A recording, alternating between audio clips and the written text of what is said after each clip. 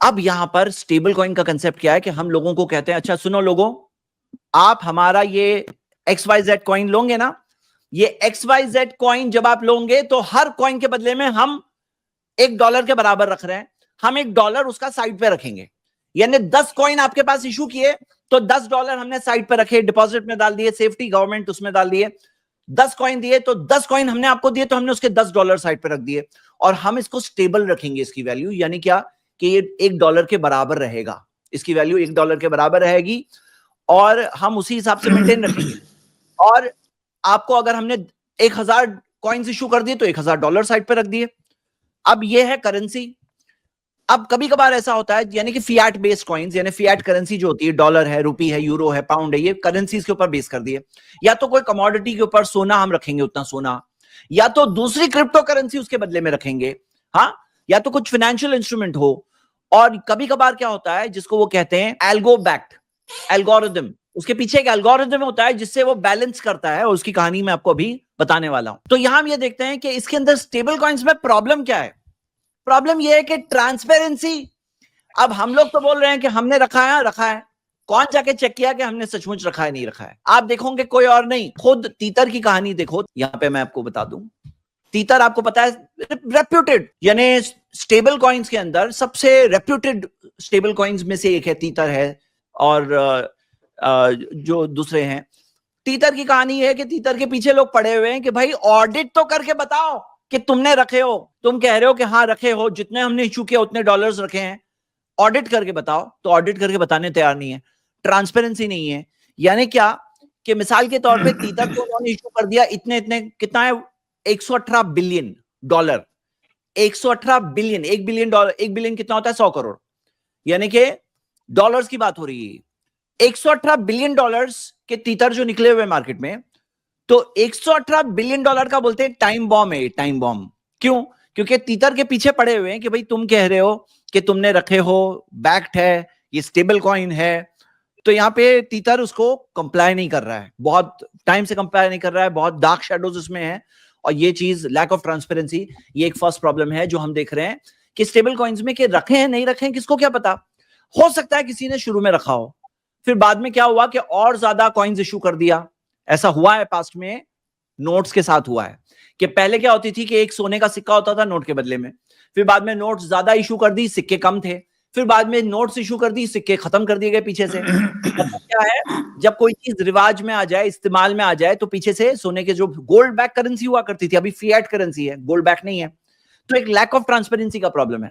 Number 2, regulation नहीं है इसमें, इसमें कोई गवर्नमेंट रेगुलेशन नहीं है। ये गवर्नमेंट रेगुलेशन के अंदर में ना आने की वजह से कौन उनको कंप्लाई कर रहा है। ये 20,000 करेंसी स्टार्ट हो गई, आप और मैं मिलकर हम लोग अभी एक और करेंसी स्टार्ट कर सकते हैं, क्रिप्टो करेंसी।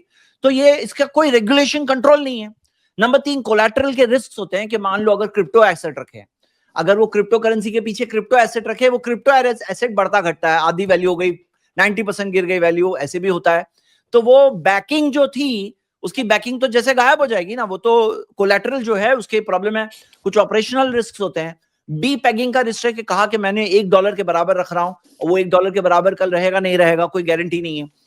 और सेंट्रलाइजेशन की वजह से यहाँ पे क्या है, ये जो स्टेबल कॉइन्स है ना, ये सब सेंट्रलाइज्ड होते हैं, यानी कि डिसेंट्रलाइज नहीं होते। जैसे हम देखते हैं कि ये डिसेंट्रलाइज्ड है, मतलब बिटकॉइन जो है किसी एक के कंट्रोल में नहीं है, डिसेंट्रलाइज्ड है। जो स्टेबल कॉइन्स है तकरीबन सेंट्रलाइज्ड होते हैं, यानी कोई एक बॉडी उसमें पीछे होती है। जो एक बॉडी होती है वो क्या मिसमैनेजमेंट करेगी, कभी मान लो कि उसके ऊपर कोई गवर्नमेंट एक्शन हो गया, तो इतने सारे करोड़ों अरबों खरबों रुपए जो लगे हुए हैं उनकी करेंसी पे, वो उसका क्या, वो इन्वेस्टर्स का क्या, वो होल्डर्स का क्या। मतलब ये अगर कोई गवर्नमेंट एक्शन इनके ऊपर हो जाए, इशूअर कुछ रेगुलेटरी एक्शन हो जाए इस कंपनी के ऊपर, तो उनका क्या। और एक ही जगह पे है ना, तो एक ही जगह से कंट्रोल होने की वजह से अकाउंट्स में प्रॉब्लम हो सकता है, कुछ एम्बेजल हो सकते हैं, कुछ ब्लॉक हो सकते हैं, अनऑथराइज्ड थर्ड पार्टी एक्सेस कर सकते हैं, देख सकते हैं। और इसके अंदर ये भी तो हो सकता है जो गवर्नमेंट्स में होता है कि ज्यादा गवर्नमेंट छाप देती है नोट्स, इसकी वजह से इन्फ्लेशन हो जाता है, यानी कि पैसे की वैल्यू गिर जाती है, ये भी तो कुछ हो सकता है। सेंट्रलाइजेशन के सारे प्रॉब्लम्स हैं। अब ये स्टेबल कॉइन्स आप देखोगे, ये जो आज दुनिया में सबसे फेमस जो स्टेबल कॉइन्स है, लेकिन ये क्रिटिसिज्म्स देखिए लास्ट लाइन में, कि ये सारे क्रिटिसिज्म्स है इन स्टेबल कॉइन्स के ताल्लुक से भी। यानी ऐसा नहीं है कि ये दुनिया क्रिटिसिज्म से पाक है, शफाफ है, पूरी क्लियर है, पूरी ट्रस्टवर्दी है, पूरी आंखें बंद करके आप भरोसा कर सकते हो, ये ऐसा मामला नहीं है। अच्छा, स्टेबल कॉइन्स में आदमी अपनी काम और जरूरत जितना होता है, अक्सर क्या होता है स्टेबल कॉइन्स में लोग इन्वेस्टमेंट की नीयत से नहीं रखते हैं। मतलब इन्वेस्टमेंट क्यों करेंगे जब उसका वैल्यू ही स्टेबल रखी जा रही है, $1 के बराबर रखी जा रही है, तो उसमें इन्वेस्टमेंट करके क्या फायदा, ये भी एक बात है।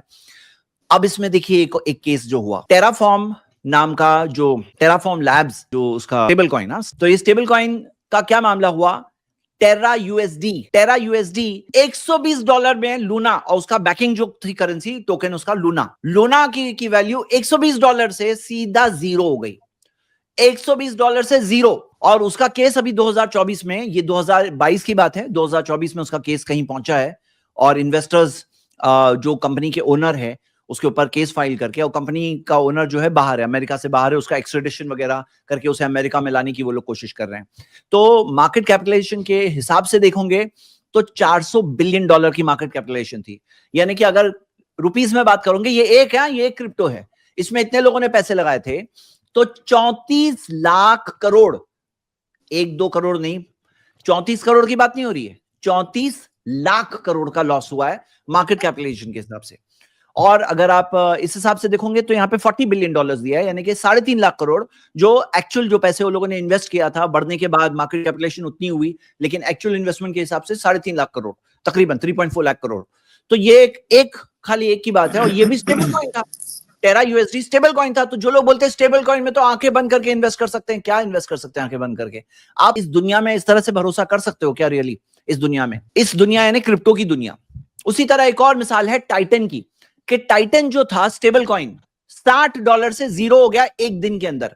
मार्क क्यूबिन नाम का जो एक बिलियनर है, उसके काफी पैसे उसमें लॉस हुए, तो वो उसने कहा कि अभी स्टेबल कॉइन्स के ऊपर भी कुछ रेगुलेशन लाना चाहिए।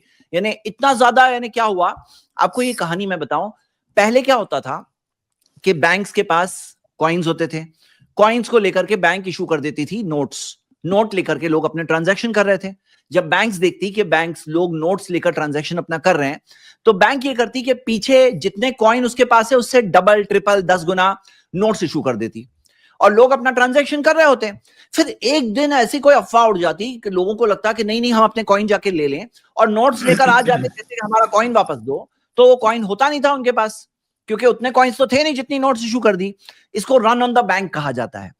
इसी वजह से सेंट्रल बैंक का कंसेप्ट आया कि सारी बैंक्स ने एक सेंट्रल बैंक पर भरोसा किया कि सारी बैंक्स में से किसी के ऊपर भी अगर इस तरह से लोग सारे इन्वेस्टर आ गए, तो सेंट्रल बैंक उसको सपोर्ट करके उसको बेल आउट करेगी, उसको बचाएगी, सेंट्रल बैंक उसको बचाएगी।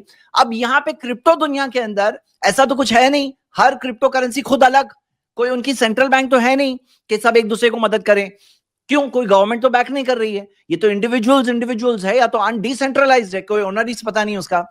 तो फिर क्या होता है कि जब सबके सब लोग ऐसे स्टेबल कॉइन के ऊपर जब आ जाते हैं एक दिन के, दो हमारा, अब उनके पास होता नहीं है, वो उस तरह से रियली गोल्ड बैक्ड या एसेट बैक्ड या फिएट बैक्ड नहीं होता है।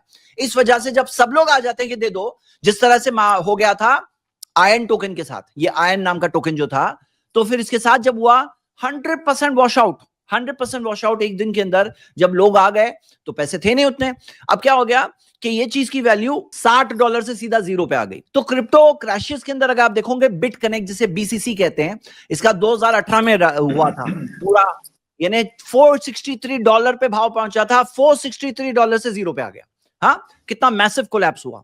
और इसके अंदर कई मिसालें हैं जो आप देख सकते हो, ये तो चंद मिसालें आपके सामने स्क्रीन पे लाई गई है, और उनके पीछे फिर अब वो ओनर्स के पीछे केसेस सालों साल तक चलते हैं, वो गायब हो जाते हैं, उनको पकड़े कौन, कहां मिलेंगे, ये सब कहानियां उसमें होती है। और गवर्नमेंट रेगुलेटर तो था नहीं, गवर्नमेंट से पूछ करके तो आपने इन्वेस्ट किया नहीं था, गवर्नमेंट से कोई गवर्नमेंट रेगुलेशन या कानून के तहत ये तो बिल्कुल अनकंट्रोल्ड होता है। हाँ, उसी तरह मैंने टीथर का बताया। अब एक जैसे मैं मिसाल बता रहा हूं, डीजेड नाम का जो स्टेबल कॉइन है, इसकी एक दिन अभी हुआ ये था कि एक दिन सडनली $1 पे पेक्ड एट $1 है, सडनली $0.13 पे आ गया।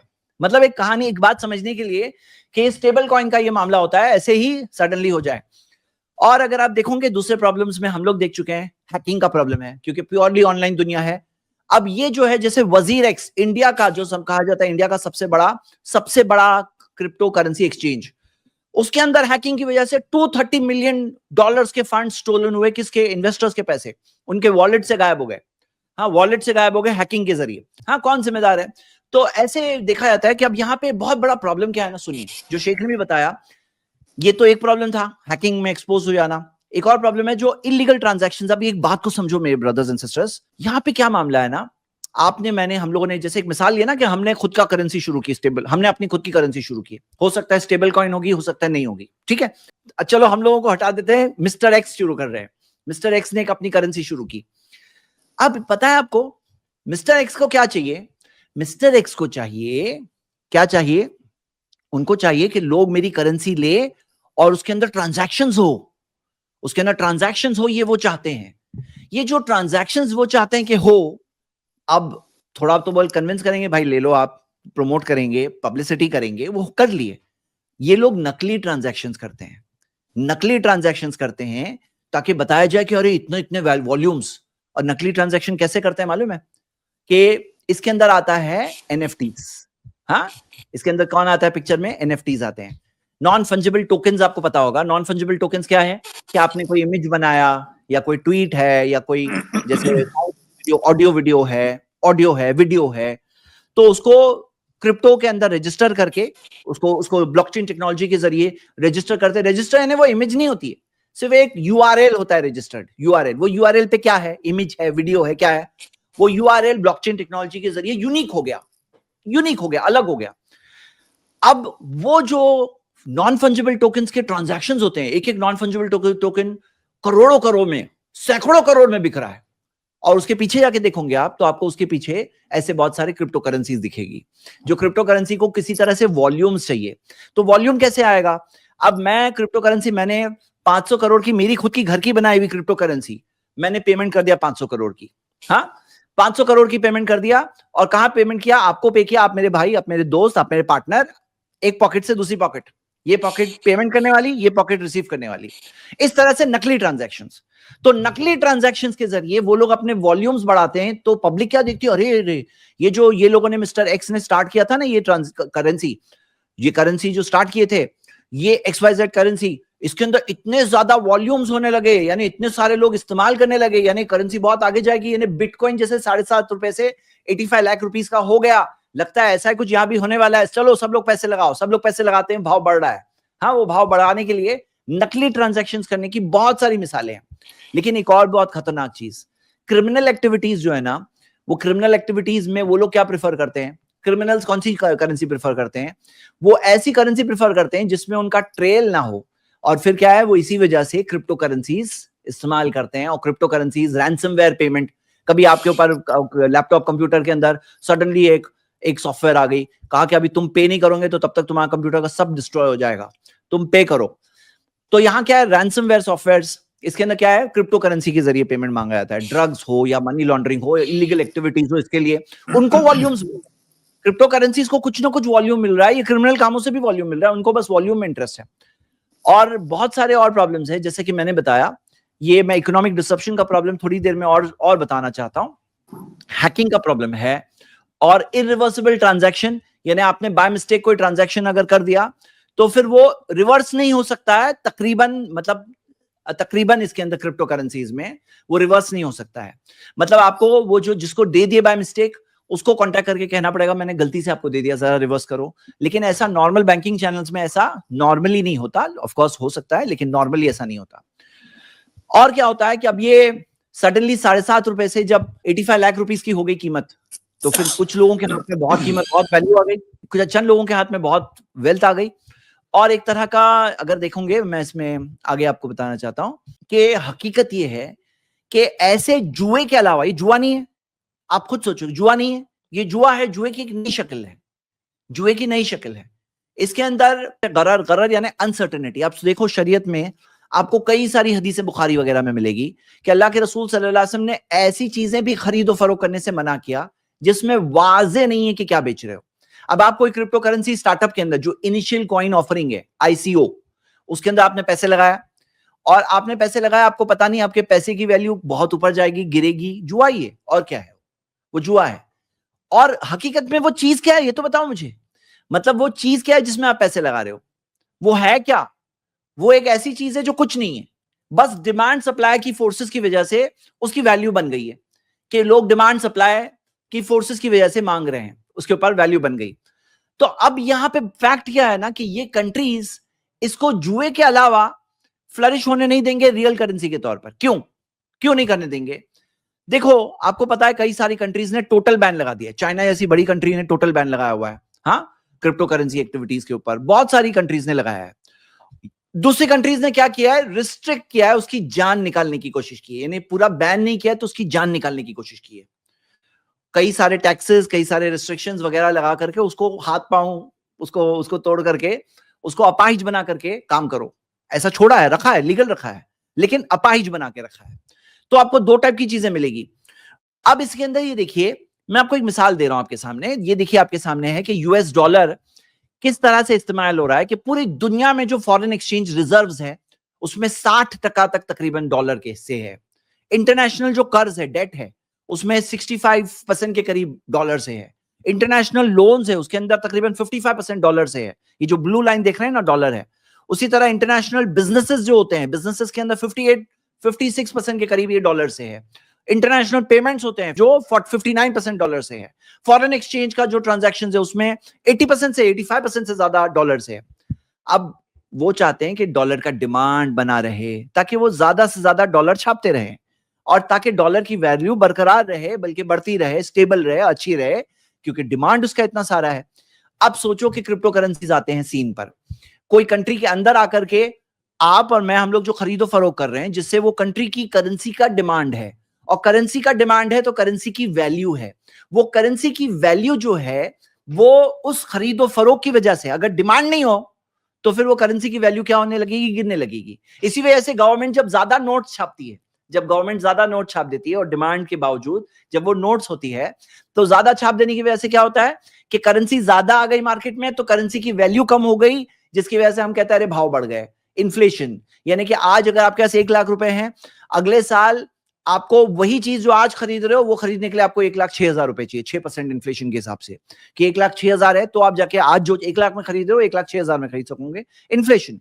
अब यहां समझो आप कि क्रिप्टो करेंसी किसी भी कंट्री के अंदर आकर के जब उसके ट्रांजैक्शंस को लेने लगेगी, उसका हिस्सा लेने लगेगी, तो वो कंट्री की खुद की करेंसी जो है ना, उसकी वैल्यू कहीं ना कहीं कम होने लगेगी।